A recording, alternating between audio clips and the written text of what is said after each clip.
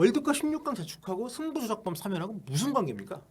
축구계 화합하고 새 출발을 위해서 사면을 건의했다는 그 일선 현장은 대체 어딘가요? 오랜 기간 자숙하면서 충분히 반성했다는 축구인, 그 반성이 충분했는지는 과연 누가 평가를 하는 겁니까? 누가 그거를 판단하는 거예요?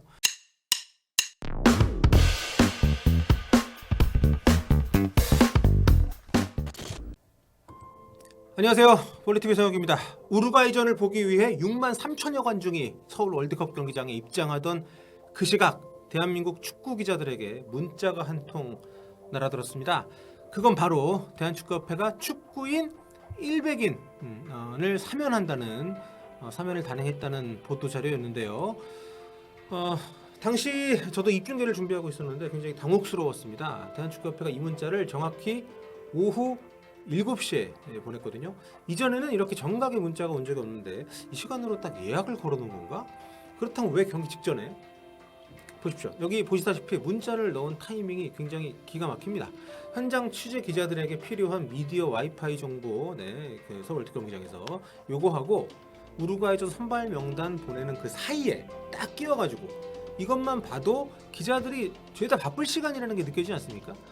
이게 왜 또 이상하냐면 이렇게 중요하고 또 뜻깊을 수 있는 소식이잖아요. 또 사면을 단행한다는 거. 2009년 이후 14년 만이라는데 왜 하필 기자들이 가장 바쁜 시간에, 그것도 기사거리 넘쳐나는 시간에, 앞으로 계속 기사거리가 넘쳐날 시간에 보냈느냐는 겁니다.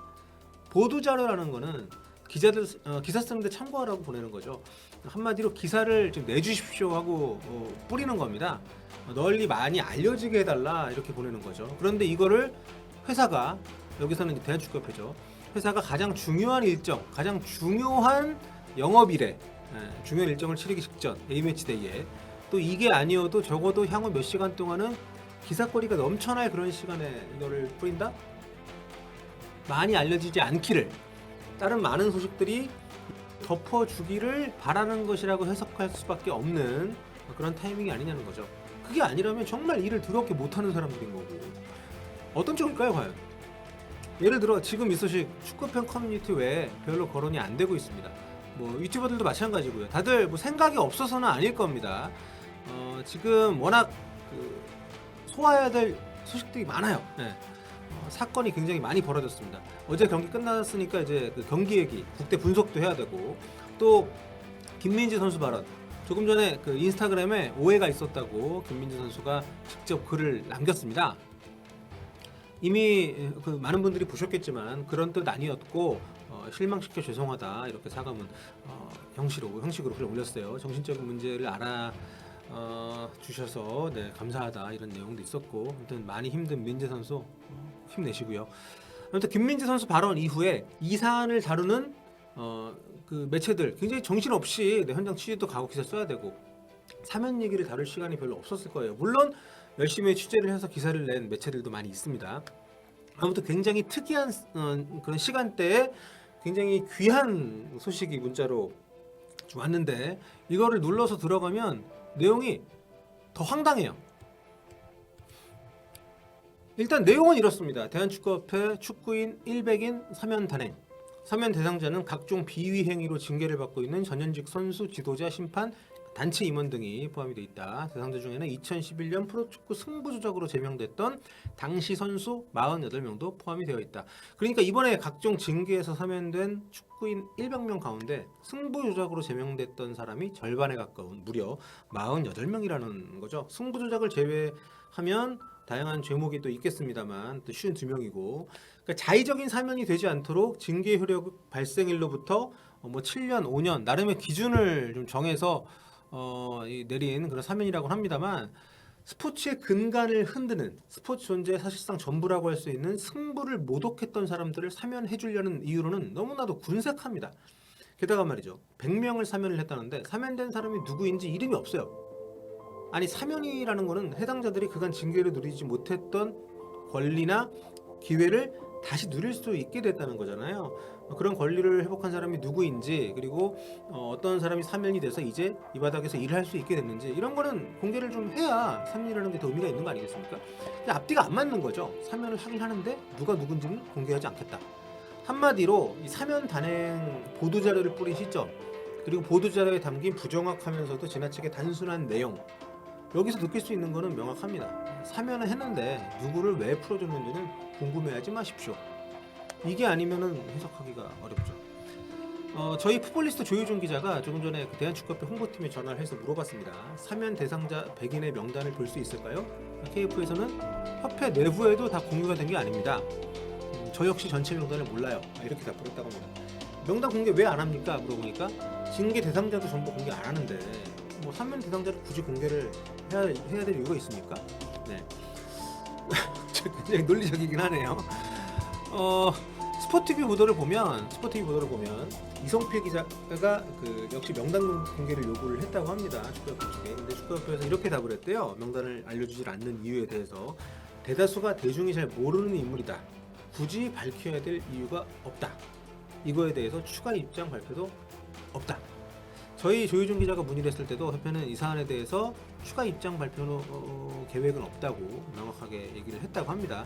다만 사면 대상자들이 지도자에 복귀를 하는 것은 축구협회 힘만으로는 안 되고 상급기관인 대한체육회에서 유권 해석을 좀 해줘야 된다고 하는데 아무튼 이건 아직 진행이 안 된 거고, 아무튼 한마디로 대한축구협회는 이번 사면이 큰 비난에 직면할 것을 알고 있었다고 봐야 되는 거죠. 이거 발표가 되면 난리가 날 거다. 그래서 보도자를 뿌린 시기도 미묘하고 여기에 공개한 내용이 부족한 것도 역시 그런 것들을 좀 우리가 느낄 수 있게 하는 부분이고요.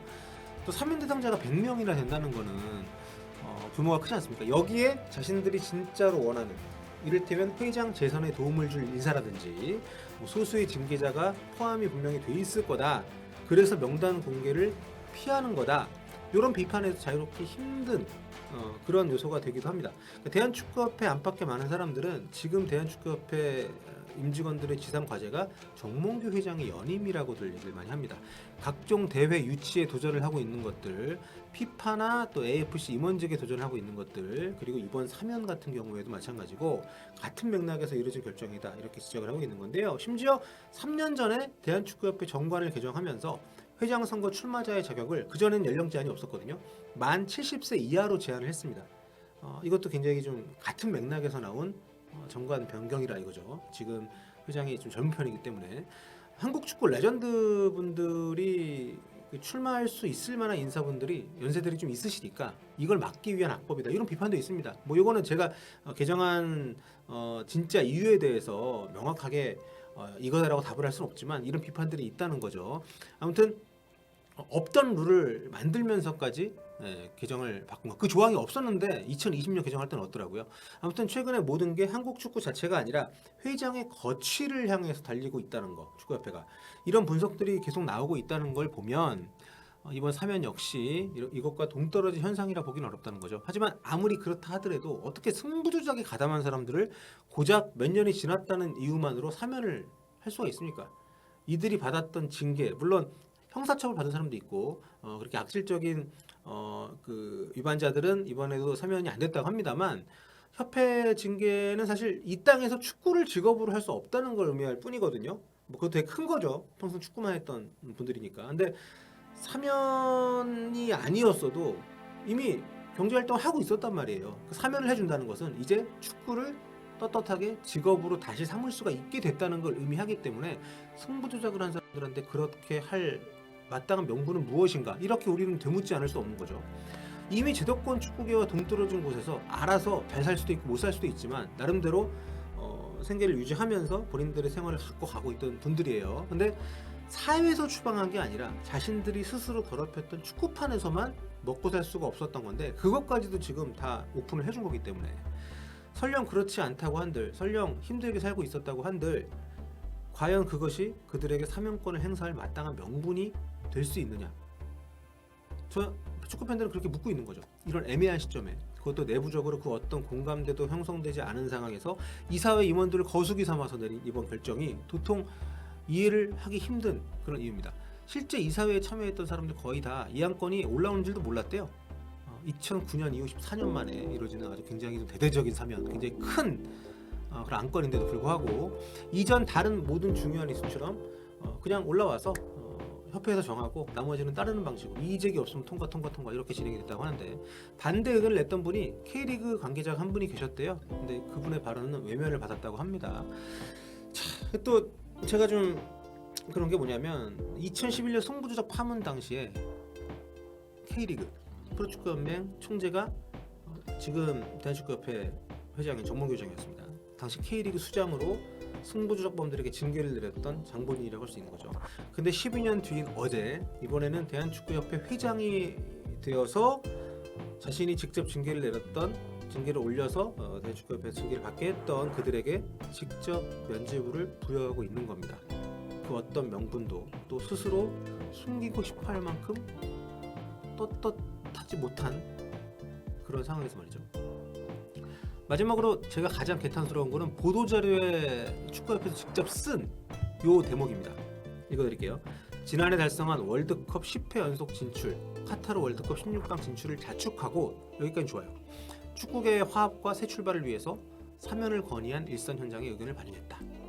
오랜 기간 자숙하며 충분히 반성을 했다고 판단되는 축구인들에게 다시 한번 기회를 부여하자는 취지도 있다. 네.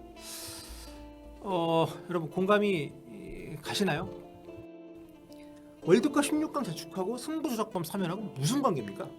축구계 화합하고 새 출발을 위해서 사면을 건의했다는 그 일선 현장은 대체 어딘가요? 오랜 기간 자숙하면서 충분히 반성했다는 축구인, 그 반성이 충분했는지는 과연 누가 평가를 하는 겁니까? 누가 그거를 판단하는 거예요?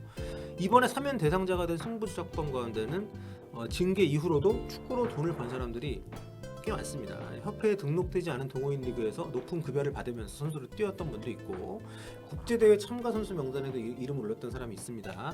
축구 교실이나 개인 레슨을 통해서 축구와 여전히 떨어지지 않은 경기 활동을 하는 분도 계시고요. 그러니까 물론 각각 개인의 사정은 너무도 안타깝죠. 술 마시고 운전대를 잡은 사람도, 그리고 사기를 쳐서 누군가를 몰락시킨 사람도, 학폭으로 친구를 괴롭힌 사람도 하나씩 뜯어보면 나름의 사정이 없을 수는 없겠죠. 네, 그리고 안타까울 수 있고요. 하지만 그런 감정들은, 그런 측은지심이나 위로의 마음들은 축구협회가 감당할 몫이 아닙니다. 축구협회는 축구판이 제대로 돌아가도록, 축구팬들이 축구를 계속 의심 없이 미움 없이 즐길 수 있도록 유지시키는데 최선을 다하면 그만이죠. 아마 축구협회도 이걸 알고 있을 겁니다. 그러니까 승부조작범들이 대거 포함된 이번 사면 대상자 발표를 기이한 시간에 한 것이고, 사면 대상자의 명단도 숨기려고 하는 거겠죠. 본인들이 숨기려고 하는 게 아니라고 얘기합니다. 그냥 발표를 안 하는 거라고. 그게 그거죠. 물어보는데도 안 가르쳐주니까. 너무나 안타깝습니다. 대표팀 선수들이 오롯이 축구에만 집중할 수 있는 환경을 만들어주고, 축구 팬들은 축구를 아낌없이 즐기고 남김없이 누릴 수 있게 해주는, 그게 바로 축구협회의 존재 의의가 아닙니까? 마지막으로 대한축구협회 정관 제2조 대한축구협회 설립 목적을 읽고 마무리하도록 하겠습니다. 대한축구협회는 대내외적으로 대한민국 축구를 대표하는 기관으로서 축구의 보급을 통한 국민의 체력 증진 및 스포츠 정신 함양에 기여하고, 회원을 지원하며 육성함과 더불어 우수한 선수를 양성하며 국위선양에 이바지함을 목적으로 한다. 부디 축구를 지키는 협회가 되기를, 해치는 협회가 되지 말기를 진심으로 기원합니다. 지금까지 뻘리TV였습니다.